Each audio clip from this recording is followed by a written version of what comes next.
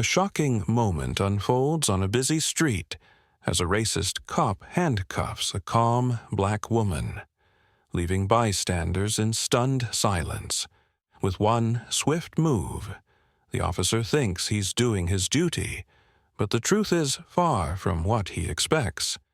There's more to this woman than meets the eye, and the injustice facing her will soon be turned on its head.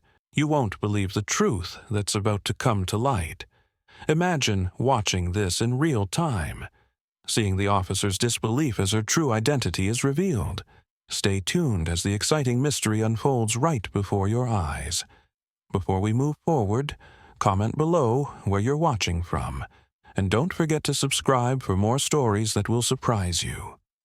When the racist cop forcibly handcuffed her, the busy city street buzzed with murmurs and stares. Now, we step back to see the people and place behind this dramatic incident. The scene unfolds on a bustling urban street in the late afternoon, with sunlight glinting off the glass buildings and the hum of traffic filling the background. The air is warm, and a slight breeze carries both the sounds of the city and the tension left by what just occurred. At the center of this unfolding story is the black woman, our resilient protagonist. Her name is Maya. With a calm and dignified presence, Maya stands out even amid chaos. Her eyes, though momentarily troubled by the injustice, radiate a quiet strength. She wears a smart blazer and trousers, a simple yet elegant outfit that hints at her professionalism. Throughout her life, Maya has faced discrimination and judgment, yet she has always maintained her grace and composure. Those who know her speak of her steady determination and a hidden depth that goes far beyond what meets the eye. There is an unspoken secret in her gaze, a promise that she is much more than the cop and the onlookers assume. Opposite her in this story is Officer Carter, the racist cop responsible for the harsh treatment. Dressed in a crisp uniform that contrasts sharply with his biased actions, Carter embodies a rigid adherence to rules and an inability to see the human being behind the stereotype. His eyes, cold and unyielding, reveal a man trapped by outdated prejudices. Carter's behavior today reflects a deep-seated intolerance that has long influenced his actions. His harsh decision to handcuff Maya was not driven by necessity, but by a snap judgment born of ignorance. The setting itself adds to the intensity of the scene. The urban street, lined with tall buildings and busy sidewalks, is alive with everyday activity. Shopkeepers preparing for the evening, commuters hurrying by, and street vendors calling out their wares. Yet, the incident has cast a shadow over this routine day, transforming the street into a stage where societal issues are laid bare. Every passerby, whether glancing with disapproval or whispering among themselves, contributes to the charged atmosphere. The environment, once ordinary, now feels like a silent witness to an injustice that goes far beyond a simple mistake. Amid the murmurs, subtle hints emerge that Maya is not merely a victim of prejudice today. There's a quiet confidence in the set of her shoulders and a determined spark in her eyes. Those subtle cues suggest that her true position in life is much higher than anyone could imagine. Maya's calm and steady demeanor, despite the physical and emotional strain of being handcuffed, hints at a secret, a truth about her professional and personal identity that will soon turn the entire narrative on its head. As Maya stands there, her wrists locked in cold steel, the weight of injustice presses down on her, but her expression remains calm. The bustling street, which moments ago had been filled with everyday activity, now feels suffocating. People pause to watch, their eyes darting between the black woman in handcuffs and the officer standing stiffly beside her. Whispers ripple through the crowd, some filled with outrage, others with quiet curiosity. Officer Carter, The man responsible for this humiliation tightens his grip on Maya's arm, his jaw clenched. "You should have listened when I told you to move along," he mutters, his voice dripping with authority. To him, this is just another routine arrest, one where his assumptions dictate the outcome before the facts are even considered. Maya remains silent, her dark eyes scanning his face, searching for even a flicker of doubt. She feels the weight of the stares around her, the silent questions hanging in the air. Yet she does not speak. Not yet. There's a power in patience, and she knows her time will come. A woman in the crowd, clutching her shopping bag, shakes her head in disbelief. What did she even do? She asks, directing her question toward no one in particular. A man nearby responds, his voice low but firm. Nothing. He just grabbed her like that, no reason. Others nod in agreement. The tension in the air grows thicker with every passing second. Maya shifts slightly, feeling the tight grip of the handcuffs biting into her wrists. She exhales slowly, willing herself to stay composed. She has faced men like Carter before, people who see her skin before they see her humanity, people who assume without asking, judge without understanding. Carter, sensing the unease in the crowd, straightens his posture. He doesn't like being questioned.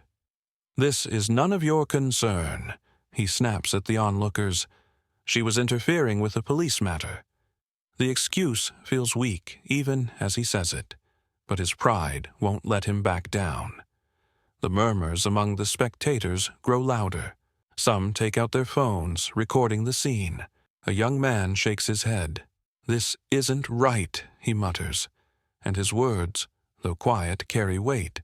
The balance of power in the situation is shifting. Maya finally speaks, her voice measured but strong. "You don't even know who I am, do you?" Her words are not a plea for freedom, they are a challenge, a question that carries weight. Carter smirks, unimpressed. "I don't care who you are," he replies, tightening his grip on her arm.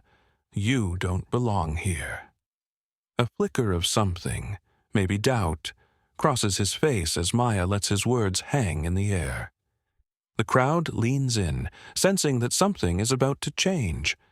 The way Maya carries herself, the confidence in her voice, the way she refuses to shrink under his authority, it doesn't fit the narrative Carter had built in his mind.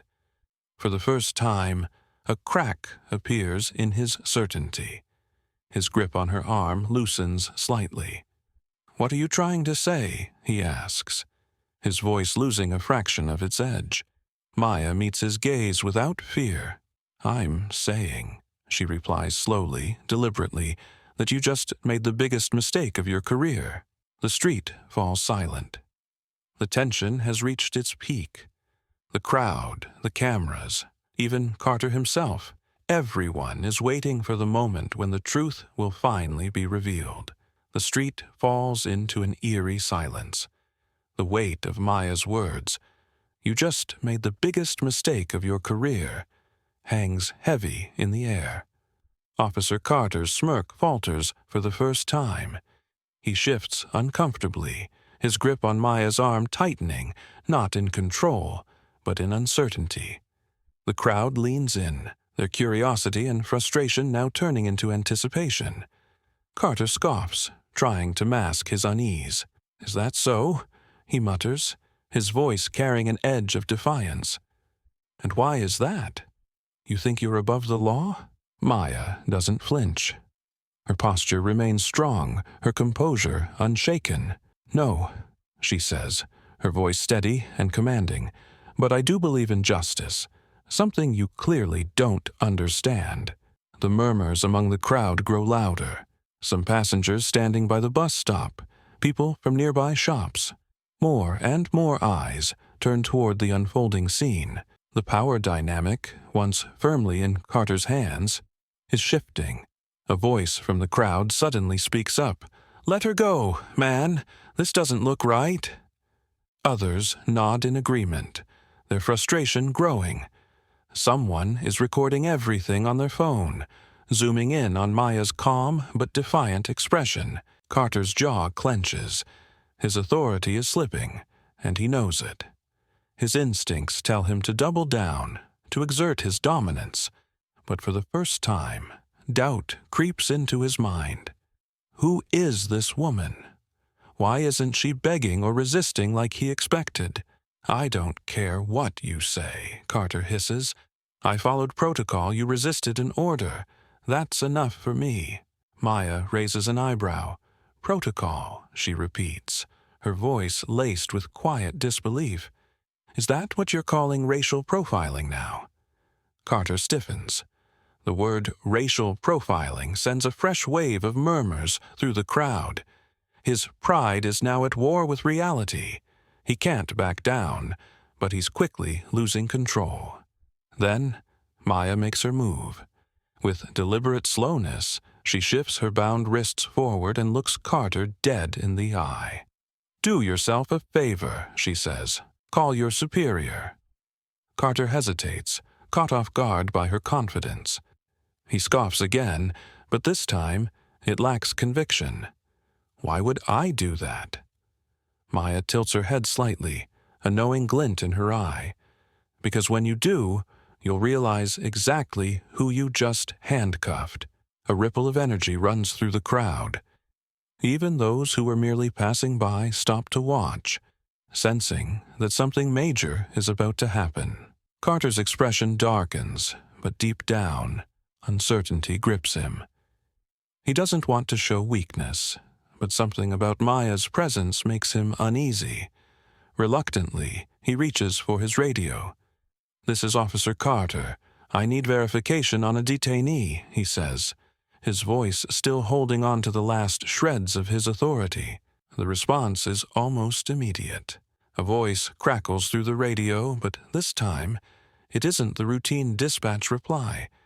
It's someone higher up, someone important.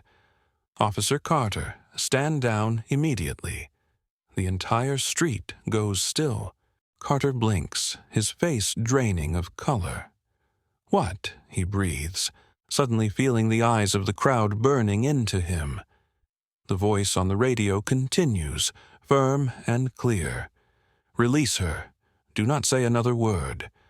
We'll discuss your actions when you return to the station." A gasp spreads through the crowd like wildfire. People exchange glances, their earlier suspicions confirmed. Maya isn't just a random woman. She's someone powerful, someone who outranks even the officer who thought he could control her. Maya watches Carter closely, her expression unreadable. Slowly, he reaches for his keys, the weight of his mistake pressing down on him like a crushing force. His hands tremble slightly as he unlocks the cuffs. The second the metal restraints fall from Maya's wrists, the power dynamic fully shifts. She is in control now. Carter swallows hard, his pride now a shadow of what it was. "Who are you?" he asks, his voice barely above a whisper. Maya rubs her wrists, the red marks from the cuffs still visible.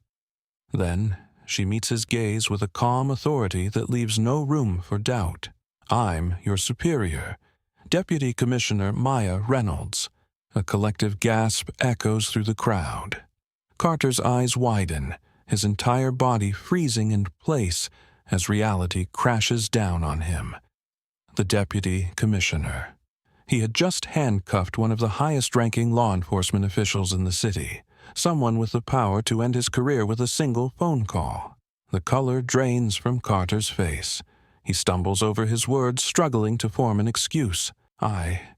I didn't know," he stammers. You didn't identify yourself." Maya's lips press into a thin line. "I didn't have to," she replies. "You didn't give me the chance." The weight of his actions slams into Carter like a freight train. He had humiliated, restrained, and dismissed a woman whose authority far exceeded his own, all because of his assumptions. His hands, once so confident in tightening those cuffs, now hang uselessly at his sides. The crowd erupts. Some people cheer, others shake their heads in disgust at Carter's behavior. Phones capture every moment as the reality of the situation spreads like wildfire. Maya takes a step closer, lowering her voice so only Carter can hear. "I could have you suspended in an instant," she says, "but I want you to remember this feeling. The next time you're so quick to judge someone, remember me. Because next time there won't be a lesson. There will be consequences." Carter swallows, nodding stiffly, his face burning with shame. As Maya turns toward the crowd, the truth finally out in the open, one thing is clear. This moment isn't just about her. It's about the deeper issue, the systemic issue that led to this in the first place. And now, change is coming. The weight of Maya's words, "Next time, there won't be a lesson. There will be consequences," still lingers in the air. Officer Carter's face remains pale, his once confident demeanor shattered. The crowd, now fully aware of the gravity of his mistake, watches in stunned silence. The phones recording the incident continue capturing every detail, ensuring that what just happened will not be forgotten. Maya turns to the bystanders, taking a steady breath. The moment is no longer just about her. It has become something bigger. A public display of how deep-rooted bias can lead to reckless actions, even against someone who upholds the law. Carter, still standing stiffly, struggles to process what has happened. His mind races, trying to find an excuse, a justification, anything, to make the situation less damning. I was just following procedure," he stammers, though even he knows how weak the words sound. Maya tilts her head slightly, her gaze unreadable. "Procedure?" she repeats, her voice calm but firm. "Tell me, Officer Carter, which procedure calls for handcuffing someone without cause? Which policy says judgment comes before investigation?" Carter opens his mouth, but no words come out. He knows there is no justification for what he did. Before he can say another word, a black SUV suddenly pulls up to the curb. The door swings open, and a tall, commanding man steps out. Chief Inspector Graves, one of the highest-ranking officials in the department. His sharp eyes scan the situation immediately, landing on Carter first. "What the hell is going on here?" Graves demands, his deep voice slicing through the murmurs of the crowd. His gaze moves from Carter's shaking form to Maya, and the recognition in his expression is immediate. "Deputy Commissioner Reynolds," he says, his tone shifting to one of respect. Carter's heart sinks further. The chief inspector knows her. Personally, Graves doesn't waste time. "You put the deputy commissioner in handcuffs?" he asks Carter, his voice dangerously low. Carter swallows hard. I didn't know, sir." He manages, his voice barely above a whisper. Graves steps closer. "You didn't know because you didn't ask. You assumed." His tone is cold, controlled, but the anger beneath it is unmistakable. "Do you realize how serious this is? Not just for you, but for the entire department." Carter's hands clench into fists at his sides. He feels small, exposed. I made a mistake," he mutters, his voice hollow. Graves shakes his head in disbelief. "A mistake?" He gestures toward the onlookers, the cameras, the eyes watching every second of this. "This isn't just a mistake. This is a disgrace. You embarrassed yourself, the department, and the principles we stand for." Maya, who has remained silent as Graves spoke, finally steps forward. She looks Carter in the eye, her expression firm yet controlled. "I won't demand an apology," she says, "because I don't need one. What I do need is change." The crowd murmurs in agreement. This isn't about one officer's mistake. It's about a system that allows assumptions and prejudice to override proper procedure. Graves nods in understanding. "Rest assured, there will be consequences," he tells her. He then turns to Carter, his expression unreadable. "Report to my office first thing in the morning. We have a lot to discuss." Carter nods numbly, his confidence completely shattered. He knows his career will never be the same after this. Maya turns back to the crowd, her eyes scanning the many faces watching her. "Let this be a lesson to all of us," she says. "Power is not a license to judge. It is a responsibility to serve. We must do better, all of us." Applause breaks out from the bystanders. Some nod in agreement, others look at Carter with disappointment. The moment, once a scene of injustice, has now transformed into a powerful statement on accountability. As Maya steps toward the SUV, Graves walks beside her. "You handled that well," he tells her. She sighs, rubbing the red marks on her wrists where the cuffs had been. "It shouldn't have happened at all." Graves nods. "Number it shouldn't have." As she gets into the car, Maya glances back one last time. The lesson has been taught, but the real question remains, will it be learned? The vehicle pulls away, but the impact of what just happened stays behind. The videos will spread. The conversation will continue. And Maya, even after facing injustice firsthand, will remain exactly who she is, a leader who refuses to be silenced. As the black SUV carrying Deputy Commissioner Maya Reynolds pulls away, the street remains heavy with the weight of what just happened. The crowd lingers, their conversations filled with a mix of shock, admiration, and reflection.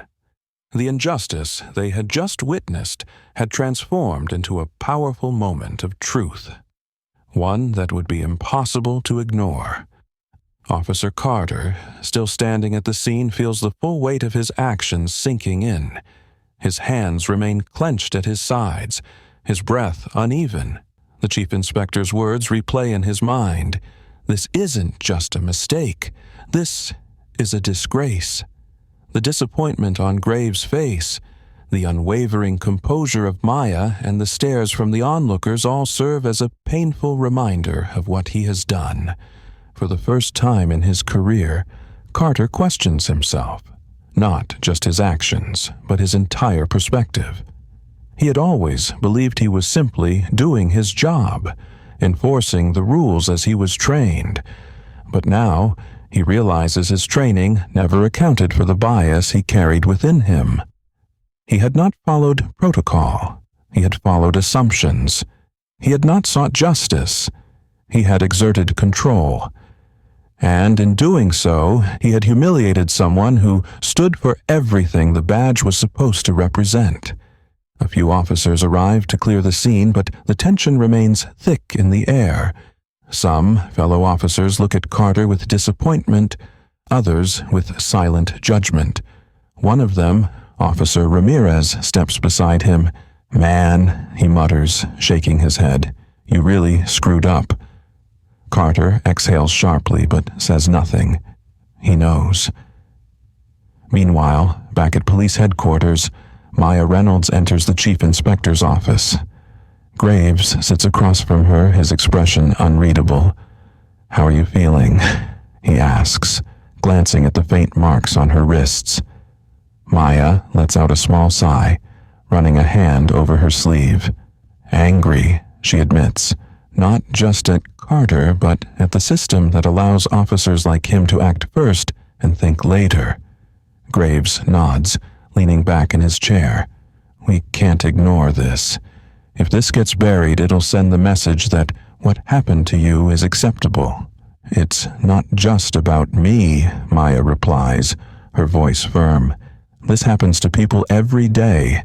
The only difference is I had a title that saved me. But what about those who don't? What happens to them?" The room falls silent for a moment.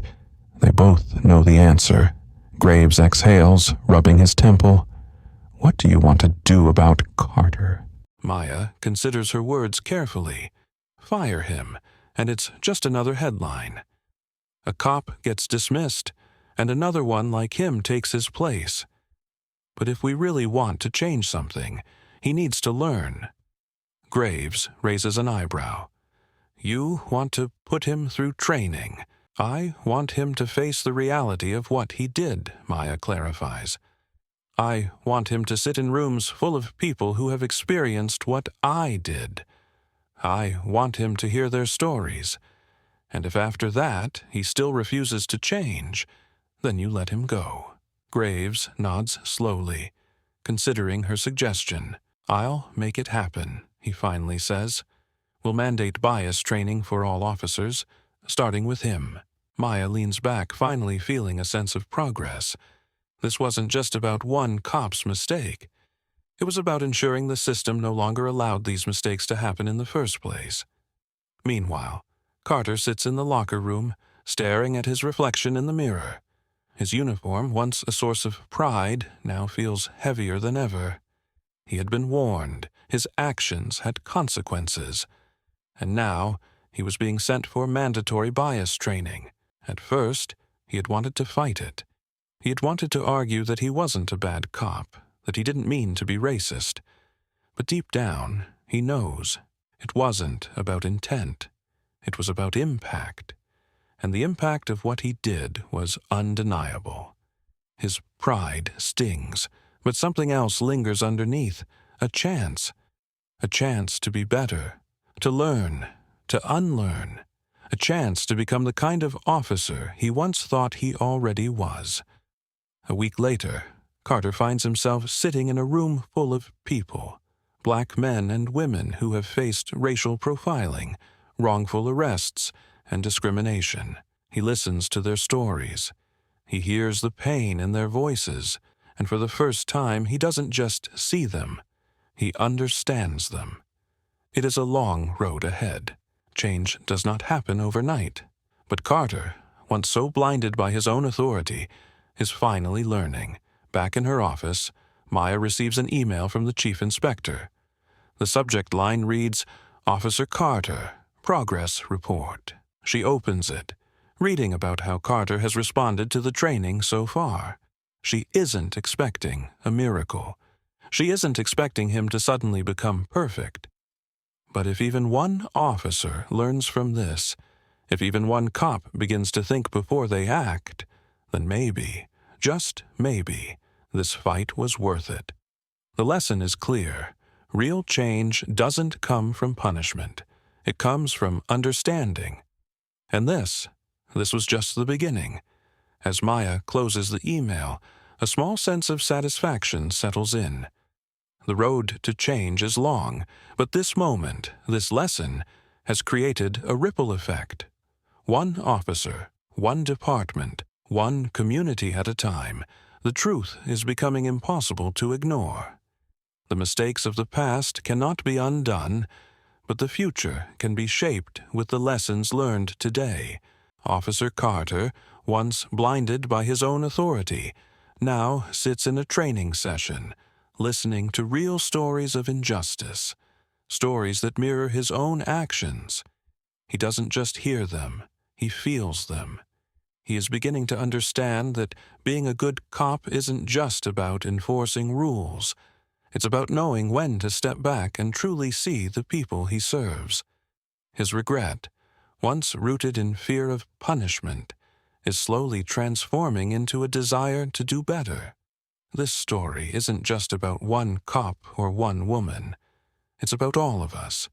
It's about the power of truth, accountability, and growth. Now, we ask you, do you believe people can truly change? What does real justice look like to you? Let us know in the comments. And if this story made you think, share it with others. If you believe in the power of awareness and the importance of standing up against injustice, like this video and subscribe for more eye-opening stories. Thank you for being part of this journey. Change starts with awareness. Change starts with us.